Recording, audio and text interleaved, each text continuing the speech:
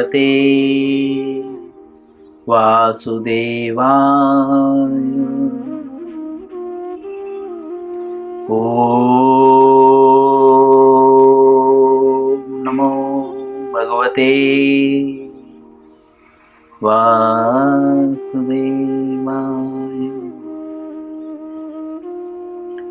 ओम नमो भगवते वासुदेवाय।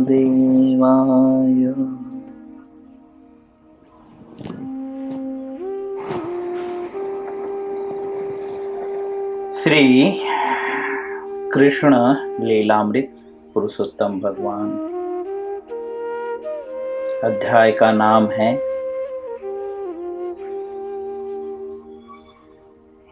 गोपियों का वियोग। यह 35वां अध्याय है। हम अंतिम छोर पे पहुंच चुके हैं गोपियों के वियोग में।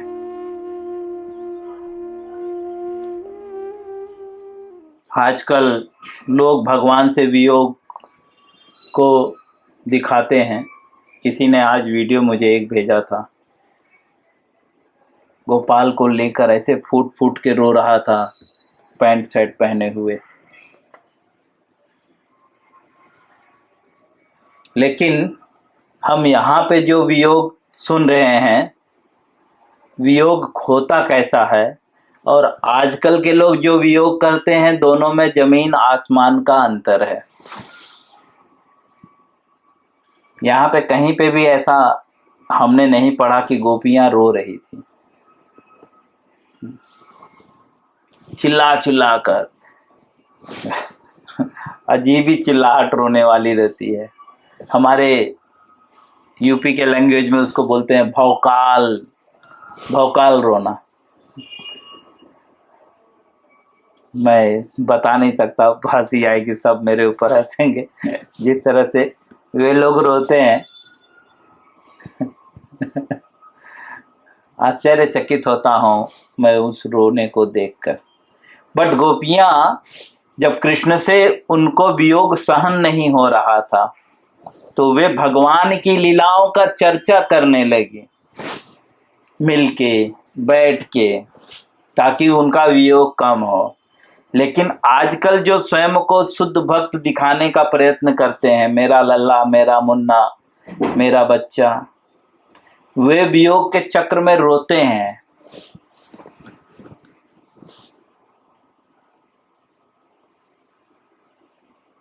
और ऐसे रोते हैं कि जैसे चैतन्य महाप्रभु भी कहीं नहीं रोए थे। ऐसा कहा गया है चैतन्य महाप्रभु अष्ट विकार में एक विकार यह भी है, अश्रु नैनम गदद हृदया गिला, है ना।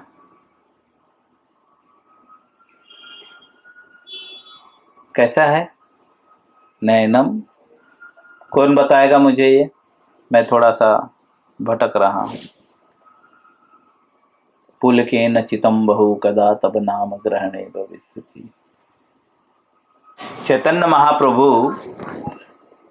शिष्टाष्टकम में कहते हैं कि थोड़ा सा आपने गलत समझ लिया। तो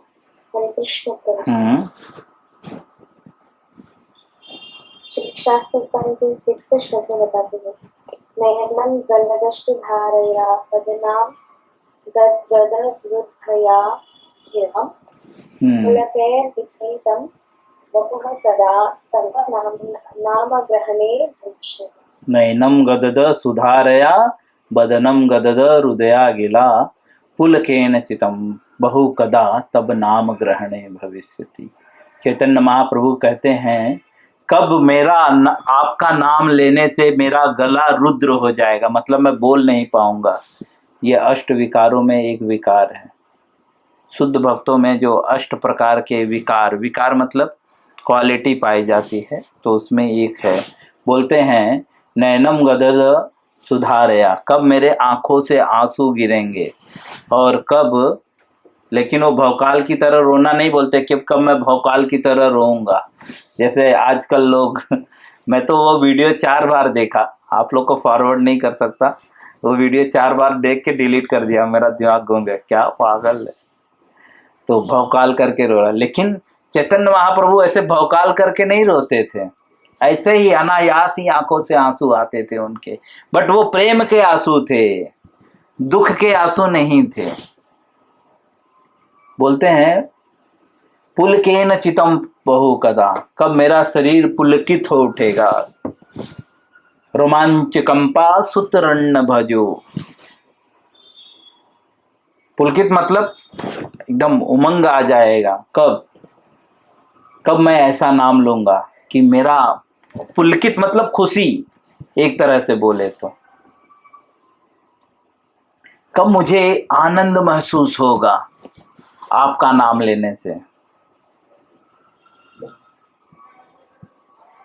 लेकिन आजकल जो भगवान के प्रेम में उनका रोना तो कुछ अलग ही है। भगवान के भी रोने को पीछा छोड़ देते हैं। भगवान जब उनको रस्सी से बांध देते हैं यशोदा माता, तब भगवान इतना नहीं रोए जितना आजकल के लोग रोते हैं, और फिर दूसरे दिन वही काम धंधे पे लग जाते हैं, ठीक है, भूल जाते हैं वो प्रेम। बाकायदा वीडियो रिकॉर्ड होने के बाद वीडियो रिकॉर्ड होने के बाद सारी भाव स्तर उनकी चली जाती है। सिर्फ वीडियो जब तक रिकॉर्डिंग रहता है तब तक उनके अंदर भाव आते हैं। खैर, तो हम यहाँ पे इस अध्याय में पढ़ रहे हैं कि किस प्रकार से गोपियों के वियोग, जब गोपियों को वियोग हुआ तो वह यशोदा माता के साथ और अन्य गोपियों के साथ बैठ के कृष्ण चर्चा कर रही थी, कृष्ण के लीलाओं का चर्चा करते हुए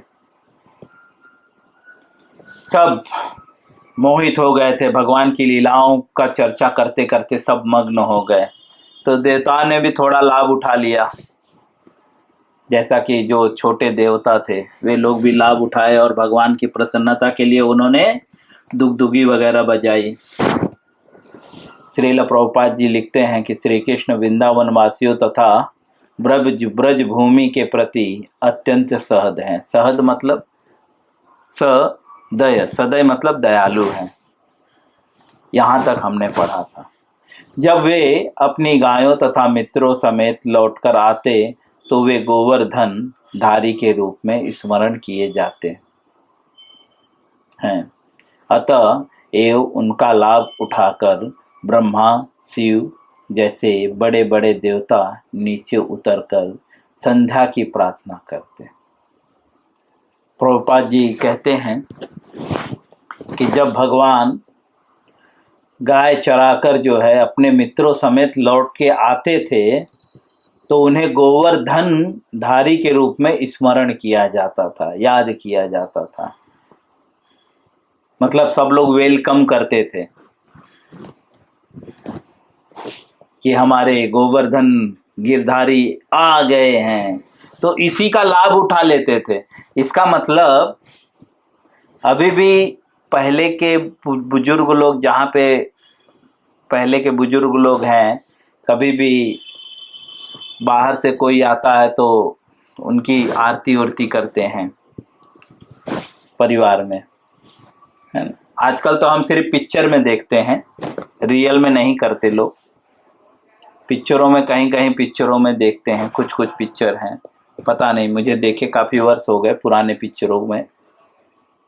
तो आरती की थाल लाते हैं, खासकर जिस पिक्चर में राजाओं वाला रोल होता है, उस पिक्चर में वेलकम के लिए भी आरती करते हैं। तो ऐसा प्रतीत हो रहा है कि यहाँ पे ब्रह्मा भी जो है संध्या की प्रार्थना करते हैं, उतरकर संध्या की प्रार्थना करते हैं। तो यहाँ पे दो चीजें स्पष्ट हो रही है। एक तो भगवान जब आते थे तो सारे गोपियां उनका वेलकम करती थी, और इसी का लाभ उठाकर बोलते हैं इस अवसर का लाभ उठाकर, इसका मतलब उस समय आरती भी करते थे, क्योंकि यहाँ पे शिव और ब्रह्मा और बड़े बड़े देवता भी जो है संध्या की प्रार्थना करते थे। इसका मतलब भगवान जब आते थे तो सारे गोपी ग्वाल मिलके जो है सारे गोप कृष्ण के और उनके मित्रों की जो है आरती करते थे। गौपालक है ना, गौपालक सर्वश्रेष्ठ होता है, इसीलिए। तो और दूसरा चीज यहाँ पे प्रतीत हो रहा है कि देवता भी संध्या की प्रार्थना करते हैं भगवान से, मतलब जिसको संध्या आरती कहते हैं हम लोग हमारे भाषा में। इसीलिए श्रील प्रभुपाद जी कहते हैं कि प्रत्येक भक्त को चाहिए कि मंगला आरती संध्या आरती जरूर करें, कम से कम। तो हम यहाँ पे देखते हैं कि श्रील प्रभुपाद जी लिखते हैं कि ब्रह्मा तथा शिव जैसे बड़े बड़े देवता नीचे उतरकर संध्या की प्रार्थना करते हैं, क्योंकि भगवान की प्रत्यक्ष आरती चल रही है, प्रार्थना चल रही है।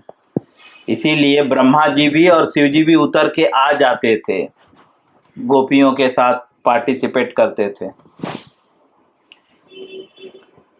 श्रील प्रभुपाद जी आगे लिखते हैं, श्री कृष्ण देवकी के गर्भ रूपी समुद्र से उत्पन्न चंद्रमा के तुल्य हैं। जब वे सायंकाल लौटते हैं तो वे थके प्रतीत होते हैं, किंतु फिर भी वे अपनी शुभ उपस्थिति से वृंदावन वासियों को प्रमोदित करने का प्रयत्न करते हैं।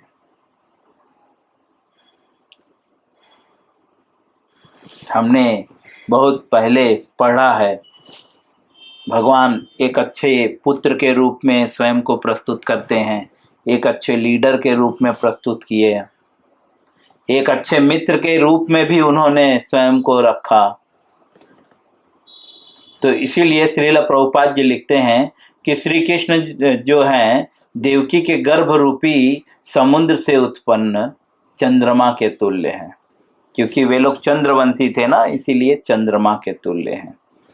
क्योंकि चंद्रवंशियों के लिए दो वंश हैं, एक सूर्यवंश एक चंद्रवंश। तो सूर्यवंश के लिए सूर्य सबसे प्रधान व्यक्ति है, सर्वश्रेष्ठ व्यक्ति है, और चंद्रवंशियों के लिए चंद्रमा सबसे सर्वश्रेष्ठ व्यक्ति है। आगे इन सब की व्याख्या हम भागवतम में पढ़ेंगे। तो इसीलिए क्योंकि देवकी और वसुदेव चंद्रवंशी थे, इसीलिए वे चंद्रमा से भगवान श्री कृष्ण की तुलना करते हैं।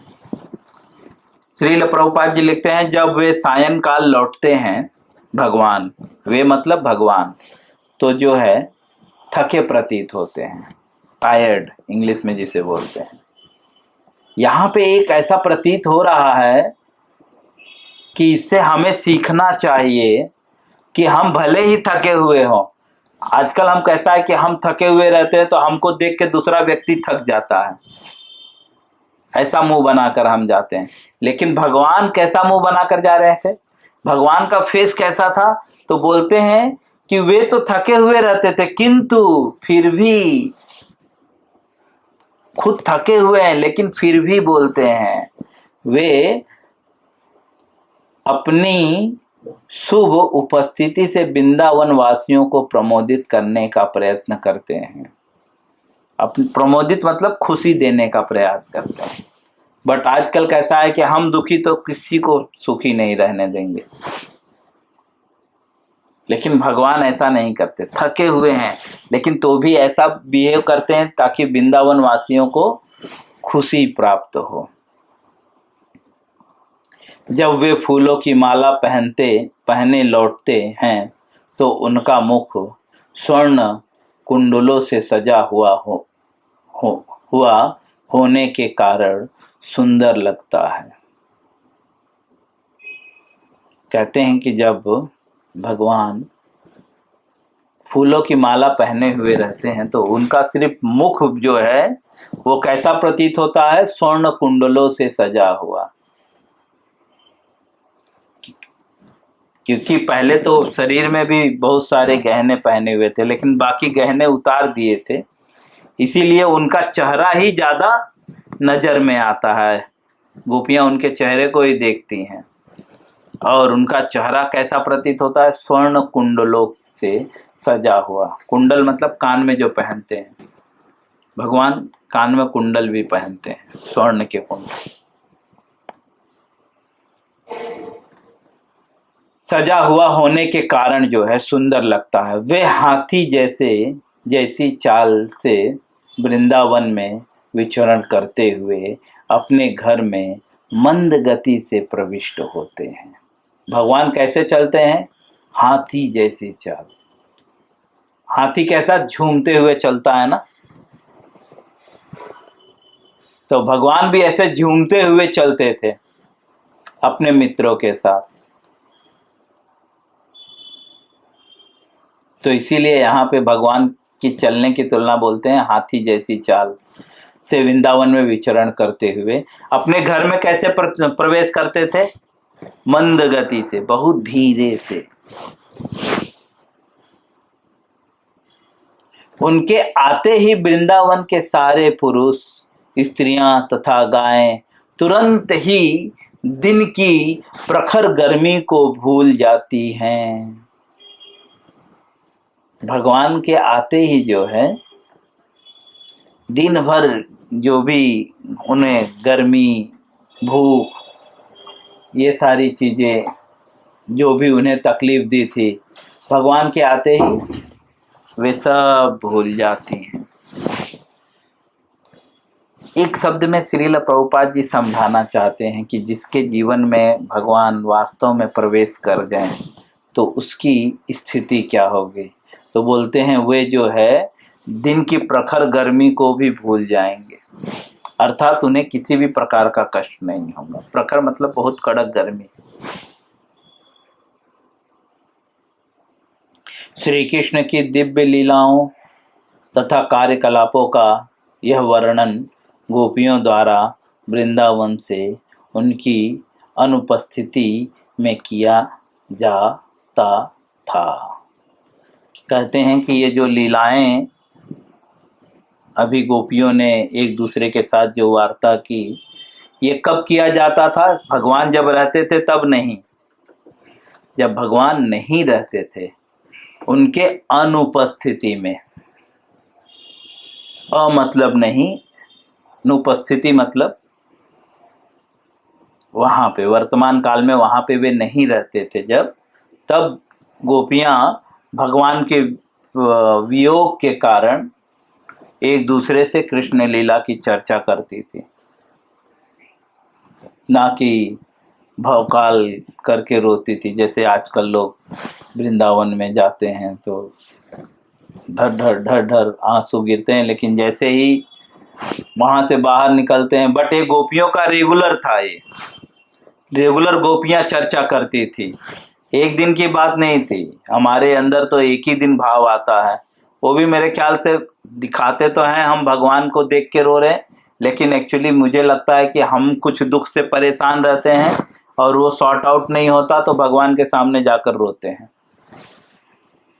और खासकर वीडियो बनाते समय तो पूछिए मत, बाकी टाइम तो आंसू गिरे ना गिरे। क्योंकि मैंने बहुत कम लोगों को नॉर्मली रोते हुए देखा है, लेकिन वीडियो बनाते समय तो जो रोते हुए देखा है उसकी मैं गणना नहीं कर सकता, क्योंकि यूट्यूब पे डालना है ना, इंस्टाग्राम, यूट्यूब पे लाइक ज़्यादा आना चाहिए। वास्तव में व्यक्ति के अंदर भाव है, प्रेम है, तो प्रेम किसी को दिखाने की चीज़ थोड़ी है। कोई चिल्लाकर थोड़ी बोलता है कि मैं फला लड़के से प्रेम करती हूँ, बोलते हैं क्या? प्रेम जो है वो स्वाभाविक लोगों को पता चल जाता है, उसको बताने की जरूरत नहीं पड़ती। ठीक है, मेरा लल्ला दूध पी रहा है। एक्चुअली जब दूध पीता रहेगा तो लल्ला वैसे ही जो है, लल्ला का गुणगान तो चारों तरफ फैला ही हुआ है। तो प्रभुपाद जी लिखते हैं कि गोपियां जो है कब चर्चा करती थी भगवान के लीलाओं का, कार्यकलापों का, जब वे उपस्थित नहीं रहते थे। इससे हमें पता चलता है कि श्री कृष्ण कितने आकर्षक हैं।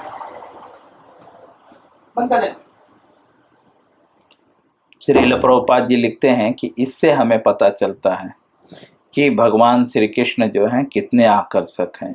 न केवल मनुष्य बल्कि सभी जड़ चेतन वस्तुओं के लिए वृंदावन में हर व्यक्ति तथा हर वस्तु श्री कृष्ण द्वारा आकृष्ट होती हैं। प्रभुपाद जी लिखते हैं कि सिर्फ जो है मनुष्य ही नहीं, सब कुछ, एवरीथिंग, जड़ चेतन सब भगवान से अट्रैक्ट होते थे। जो लोग कृष्ण भावना अमृत में तल्लीन रहने का प्रयास करते हैं उनके लिए गोपियों का उदाहरण अत्यंत शिक्षाप्रद है। प्रभुपाद जी लिखते हैं जो एक्चुअली कृष्ण भावनामृत में तल्लीन होने का प्रयास करते हैं, अर्थात भक्ति करने का प्रयास कर रहे हैं, बोलते हैं कि उनके लिए जो है गोपियों का ये उदाहरण जो है शिक्षाप्रद है, अर्थात सीखने योग्य है। कि अगर हम एक साथ बैठे हुए हैं तो हमें इधर उधर की चर्चा ना करके कृष्ण की चर्चा कैसे करें, सीखने योग्य है। कोई भी व्यक्ति श्री कृष्ण की दिव्य लीलाओं के श्रवण मात्र से उनका सानिध्य प्राप्त कर सकता है। प्रभुपाद जी लिखते हैं कोई भी व्यक्ति जो है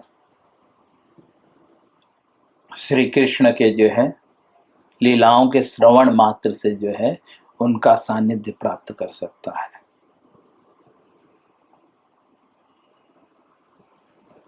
प्रत्येक व्यक्ति में किसी न किसी से प्रेम करने की प्रवृत्ति होती है। मैं ये अध्याय कंप्लीट करूंगा इसीलिए थोड़ा स्पीड ले रहा हूँ। प्रत्येक व्यक्ति में न किसी से प्रेम करने की प्रवृत्ति होती है।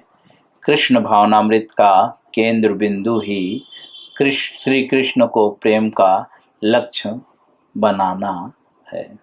बोलते हैं जो कृष्ण भावनामृत का केंद्र बिंदु है, केंद्र बिंदु मतलब कृष्ण भावनामृत का जो अभ्यास कर रहा है उसका जो एक्चुअली लक्ष्य है वो क्या है, कृष्ण को प्रेम का लक्ष्य बनाना है।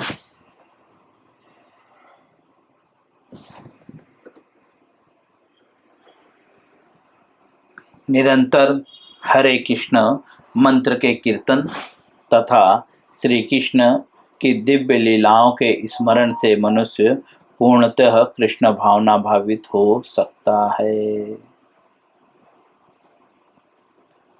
बोल रहे हैं ये क्वालिटी, जो क्वालिटी गोपियों में है, ये क्वालिटी कब आपके अंदर आ सकती है? बोलते हैं कि निरंतर जो है हरे कृष्ण महामंत्र के जप से और भगवान की लीलाओं के श्रवण से, स्मरण से, क्योंकि जब श्रवण करोगे तभी आप स्मरण करोगे। बोलते हैं स्मरण से मनुष्य जो है पूर्ण कृष्ण भावना भावित हो सकता है, मतलब प्योर डियोटी हो सकता है और इस प्रकार वह अपने जीवन को सफल तथा भव्य बना सकता है। किस प्रकार से? निरंतर हरे कृष्ण महामंत्र के जप से और भगवान की दिव्य लीलाओं का स्मरण करते हुए। तो वास्तव में अगर प्रत्येक व्यक्ति को अपने जीवन को भव्य बनाना है, सफल बनाना है, तो हमें निरंतर भगवान की लीलाओं का स्मरण करना होगा और हरे कृष्ण महामंत्र का जप करना होगा। बाकी फालतू चीजों का डिस्कशन नहीं करना होगा। श्रील प्रभुपाद जी इस प्रकार लीला पुरुषोत्तम भगवान श्री कृष्ण के अंतर्गत गोपियों का वियोग नामक 35वें अध्याय के भक्ति वेदांत तात्पर्य पूर्ण करते हैं।